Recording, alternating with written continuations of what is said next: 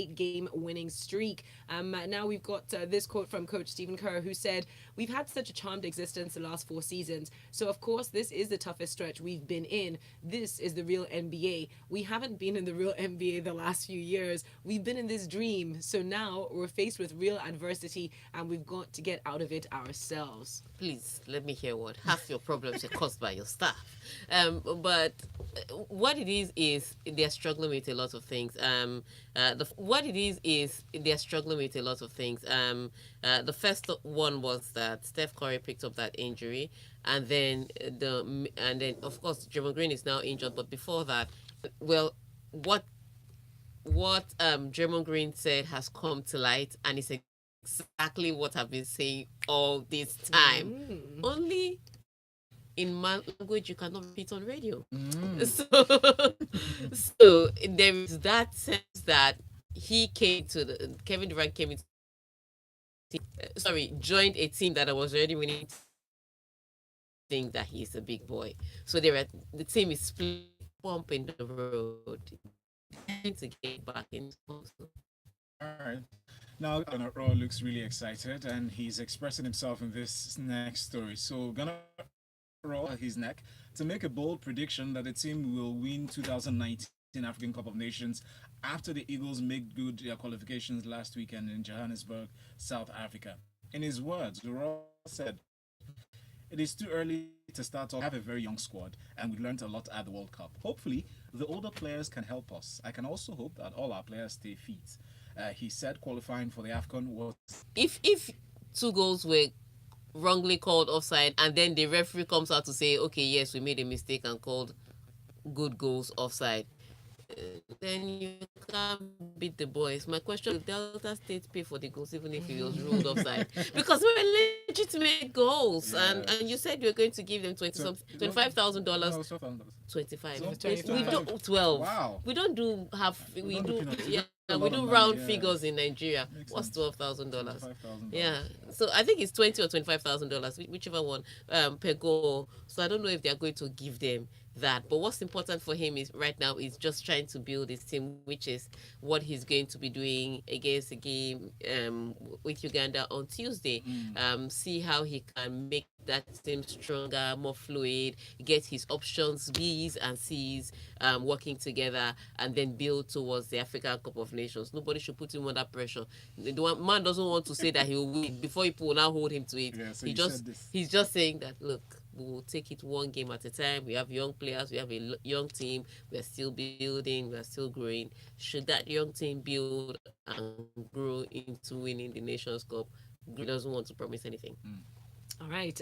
Now let's go on to talking some more about South Africa. But this time, this actually stunned me, as it probably did everyone else. A brilliant strike by substitute Christina Tembi Kgatlana 5 minutes from time handed South Africa a dream start in the tournament, as they actually beat holders Nigeria won't be opener on Sunday in Cape Coast.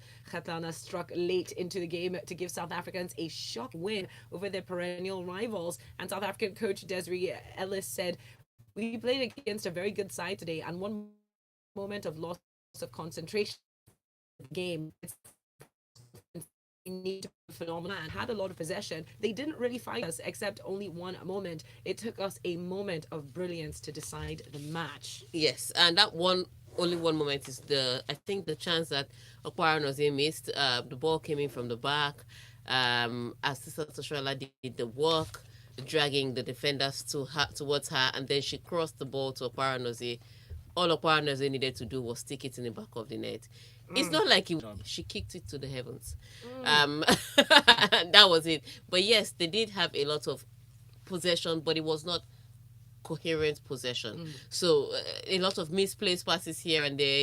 You could tell that they didn't have as much preparation as they should have. A lot of miscommunication with their passes, and also it's not. When you look at that team, you can tell that this team could do so much better. They just weren't ready for it. And I have a lot of people say, well, the NFF have never really prepared for the Super Falcons and they've gone on to win. Let me educate you on what is different between now and then. the rest of Africa were not sitting on their hands when the Nigerians were. So we're talking about Nigeria playing against a South African side that have played about 11 international friendlies with fantastic teams from Europe, from South America to Africa, and their preparation was 2 under-17 matches, 2 matches with 2 under-17 academy boys, and that's from Abidjan. So when you look at it, you can complain and say, yes, we've never had as much preparation, but the rest of Africa have better preparation now. Yes. Everybody's up their game. Nigeria still, regardless of the talent you have, if you don't put in the work, they are going to overtake you, and that's what the South Africans did on the day. The same thing that happened with Zambia and Equatorial Guinea. Equatorial Guinea was not even supposed to be at this tournament. Remember, they were suspended by FIFA and CAF, and then last minute it was supposed to be Kenya. They didn't prepare as much, and so they were thrashed by Zambia by 5-0. It doesn't mean they're a poor team. It just means that they didn't prepare. So as it is right now, if you don't prepare, you don't succeed. I still think that the girls have a chance to go against Zambia, win against Equatorial Guinea, and make it further. I'm just upset that at the end of the day, if these girls go out and do well, the NFF will take credit. Because they have failed the girls, and they have failed women's football. They have failed, bottom line, the NFF. We've got this message in from Shay up on WhatsApp who says the Super Falcons didn't really prepare at all. There were no good friendlies. There was no passion, no acceleration against South Africa. The Falcons won't qualify from that group. We're seeing what Zambia played. NFF has been wicked to the Falcons, Sha. Tega, please, that's Ahmed Musa's goal. Was it really an offside? Libya is angry and wicked. Scored 8 goals. Kilo day. But I just said it wasn't offside. Well, even the referee said it wasn't offside. You're not asking Tega. Joe sends in this one to say Tega, daylight robbery. And the coach of SA came out to say that they were not brave enough when he should be grateful to the referees for keeping them in the competition. Oh, on tennis, Tega, I was catching cold. What a great weekend. We're coming to that story next. Indeed, we are. But still more messages are coming through. And then Chimobi Victor from Malaba International sent this one. It says Super Falcons was their own undoing because they have a couple of chances to kill the game, but they were wasteful in front of the goal. People should stop blaming the NFF. All right. Antonia from Agoda says, a great analysis, Tega. Tough result for a GSW yesterday, but I don't think there's much to worry about. As long as they make the playoffs, there is no team right now in its current configuration that can beat a healthy Golden State Warriors team 4 times out of a maximum of 7 games. They'll get past their current struggles, but their eyes are on the grand prize of a ring, and only an injury can upset the behemoth that is GSW. Wow. Okay. We'll be back in just a bit to continue talking sports right here inside the locker room, so keep sending in those messages and we'll keep reading them out. That's cool. Even the Super Eagles have qualified. They still have friendly on Tuesday against Uganda. Nonsense behavior. Shameful people. People should just we should be crying in shame. Unfortunately, you're eating Delta State government money as we speak, so let me be quiet. Follow BetBigger on Facebook, Twitter, and Instagram. Fund your account. Play any 3 games of your choice worth 10,000 naira. Yeah, he was always going to win. A single ticket of 10,000 naira or different tickets that would amount to 10,000 naira in 3 weeks. BetBigger offers you unmatchable odds, cumulative bonuses, and 12-hour payouts, the fastest ever. Start bigger, predict bigger, win bigger. This promotion will last till the 19th of December, so for more info, check the promotions page on www.betbigger.com. That's www.betbigger.com. My name is Alpha. Grab a cup of coffee and chill. This is the smooth breakfast with Folu and Valentine. Hello. Wow. This fire is really wild. So many people dead. So many homes destroyed. But don't they know this? I think they know the season of fire, but this one is worse. Yeah, this is the worst fire they've ever had. The worst. It's just raged out of control. All the efforts to douse it It's like literally a drop in They the should be ocean. evacuating the town now. That's what they've done. They already told people to evacuate, but you know the way fire spread so quickly, people are trapped. It's like the Greek fires as well over summer. Yeah. So many people died, and it's so sad. There was like it was horrible while I was on holiday, and you literally saw the corpse of all of these people that are just huddled in a circle a few meters from the ocean, because that's what people were trying to do to escape. They were sprinting towards the ocean to jump into the ocean, but the fire cut this group off, like a large group of about 20-something people just died, burnt alive. It's tough. That's the danger of fire, because the wind carries it as well. Things that are flying around carry it, so you think the fire is behind you. You take one wrong turn, And you're cut off. That's it. That's it. And so the fires were up to 100 feet high. Yeah, 55,000 hectares destroyed. Do you know what 55,000 hectares is? You saw that map now. Ah. Like the That's whole, scary, the whole city. Actually, that's a nightmare situation. Like, full nightmare. Wow. God forbid. They've said they ring advert on CNN International. Yes. You know Amazon bought the company, yeah? Yeah, but I'm saying they said in the advert on CNN International. Because it's all everywhere in America now. That's what I mean. They're They used to using do it. it. But They it's used to do it. international, it's not just local Not just CNN, local no, it's CNN, global. no, it's- That's what I mean. Yeah. You know. They're making money. Sure, they can shop in South Africa, they can shop here. Yeah. Let everybody know. Chase ring. Wow, that's just sad. It's capitalism.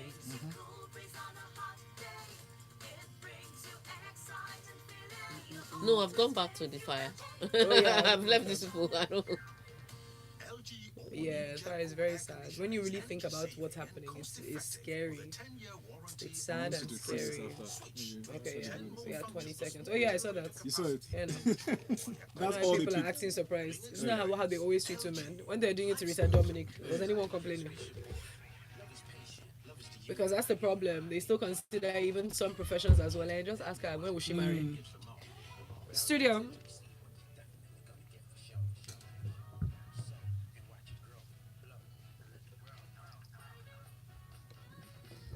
Oh, love lyricist there, IBK Spaceship Boy. But we are talking sports. And back inside the locker room, you are joining Valentine And Folu? and Tega Onojaife. Yes. Right now, Alexander Zverev is a very happy man. He became the first German for 23 years to lift the prestigious season-ending ATP Finals trophy with a stunning 6-4, 6-3 victory over world number one and favorite Novak Djokovic. Now, Zverev said he cannot describe the feeling after clinching the ATP Finals title. In his words, "I'm unbelievably happy. This is the biggest title I've won. I want to congratulate Novak on a great week and how you played in the second half of the season. You barely lost the match. We have never seen it before. I'm actually very happy you lost one this week," he ended with. Yes. Here, so Zverev, you got the calculation wrong. He also lost one some weeks ago to Hashanov, so this is not the first one. But first of all, let me start with Djokovic since he lost this. But ever since Djokovic completed that Masters, he has all 9 Masters now. He has won all 9 Masters now. There's that fight that seems to have gone out, especially in the finals. It happened. I saw it in against Khachanov in Paris, and I said, "Oh, maybe it's because Roger Federer wore him out." And then I saw it again yesterday against Zverev, and you know, at some point in time, in as much as the people on the other side of the net played an excellent, clean, tight game, you have to question what Djokovic's motivation is, especially as you've seen it happen over and over again. It's same thing that happened when he had won when he held a lot of the Grand Slam titles at the same time. Yes. He just seemed not to be able to chase anything. After he won the French Open and he had completed winning all the slams, he dropped off a bit. Says, I can't come and go and kill Yes, myself. there's something in the mentality, and so he's going for these things, but when he's won, it seems to have completed everything. There's something in there's a mental block that he needs to overcome to be able to keep up that fight. On that hand, that's one. But on another hand, I have to applaud Sasha Zverev. It was a complete game. Amazing serves, excellent in long rallies. Usually, at some point, he tried to force his hand when it's long rallies, but he was patient and he was playing the waiting game. So he forced Djokovic to now be the one that will be an aggressor to try and make a variety of shots, and which is where some of the unforced errors for Djokovic came out from. But amazing tennis against Roger Federer, which was very close, then against Djokovic. But ultimately, I think that his family employing Ivan Lendl, the guy that doesn't smile but will bring you some wins, is really helping his game mature. Because what he would be frustrated at and just throw a tantrum at is now what he'd be frustrated at and improve on. I remember I saw the same difference in Andy Murray when he worked with Ivan Lendl just before he started winning his Grand Slams. It was the exact same discipline, work ethic, and focus that came into Murray's game, and that's what Ivan Lendl is bringing into Sasha Zverev's game.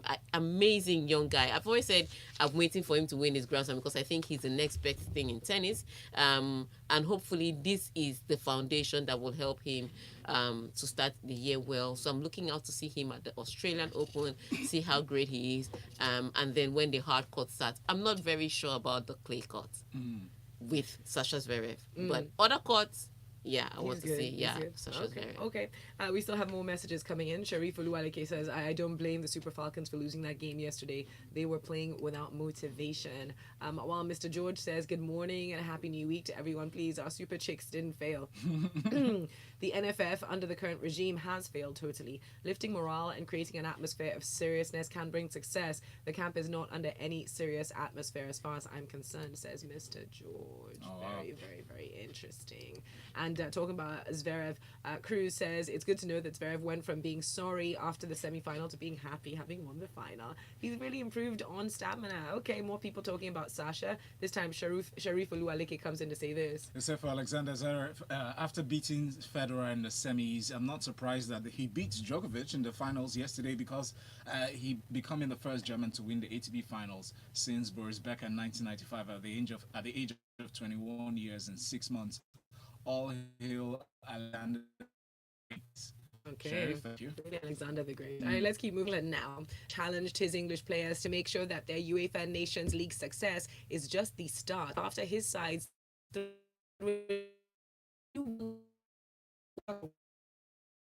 he dedicated a lot of the game and had some good chances in the first half and should have been ahead. We then let a soft goal in, and it is a real test of resilience and patience. And for all the great football that we played, we scored from a long throw. Maybe we're not a New England. Maybe we are more like the England of old. I'm very proud of what the players have done, not just today, but throughout the whole year. People can see the spirit, and I've not heard Wembley like that for a long time. We've had a very good year, but we have to make sure that this is just the start. I feel like God Save the Queen was playing in the background.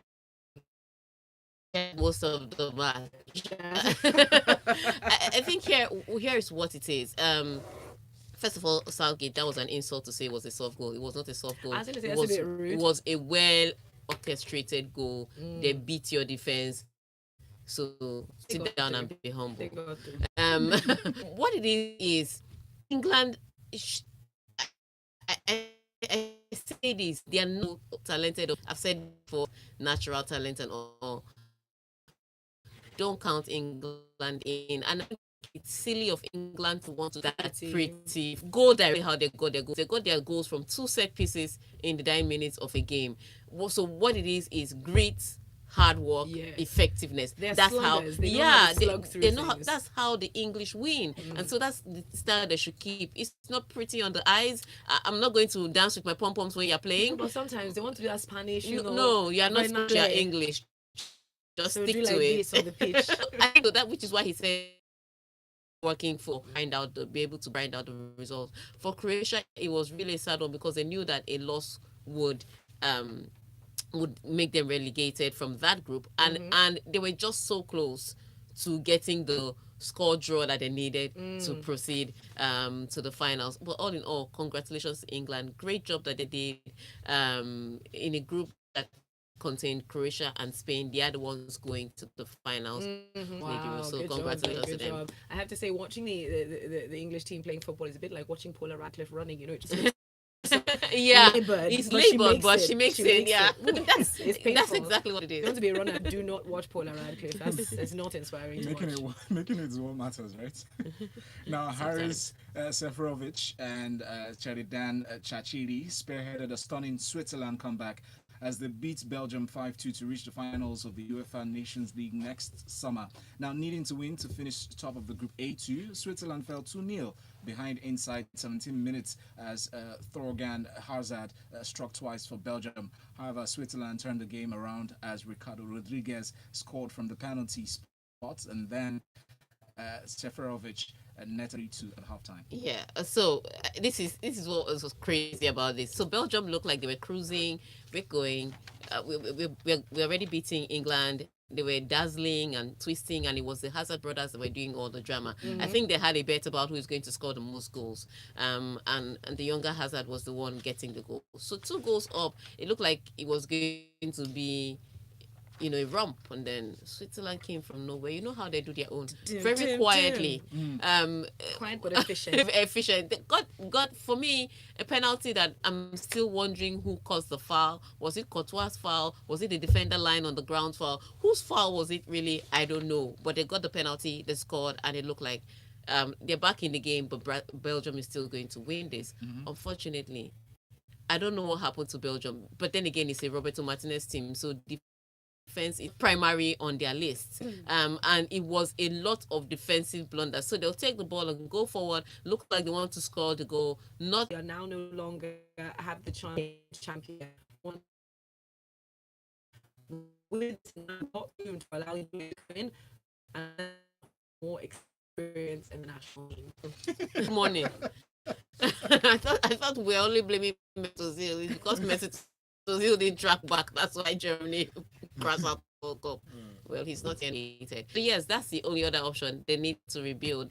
And they're very good at doing these things, usually seamlessly. It's just the stubbornness to let go of the old. And year has been for the German national team. Um, they have to do is the pressure to qualify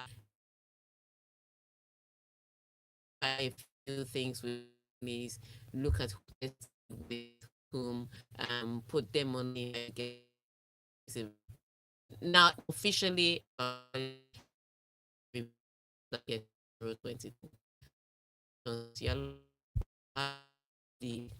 I mean, they have a good league that is pretty youngsters, and they have few talented. Is how to piece make a nice picture of that jigsaw puzzle that they're trying to work out through the friendly. So let's see how it turns out for them. Okay. All right, we got a message here from MI. It says, I'm afraid that very soon we might not be able to put Super and Eagles in the same sentence.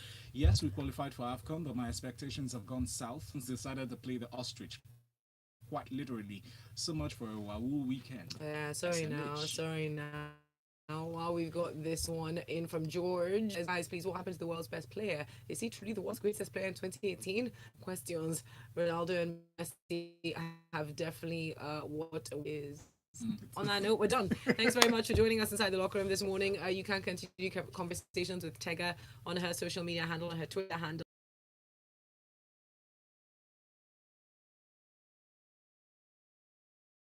Because coming up next, we're opening up our phone lines. We're going to have a conversation. I guess we will be talking about tramadol, the seizure of those containers, and what it sort of means for us. Yes. Keep listening. It's Smooth Breakfast on Smooth 98.1.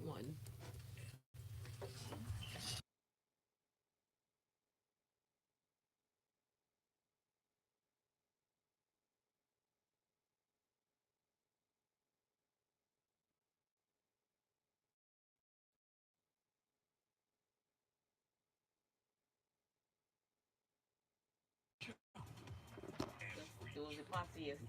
Every week.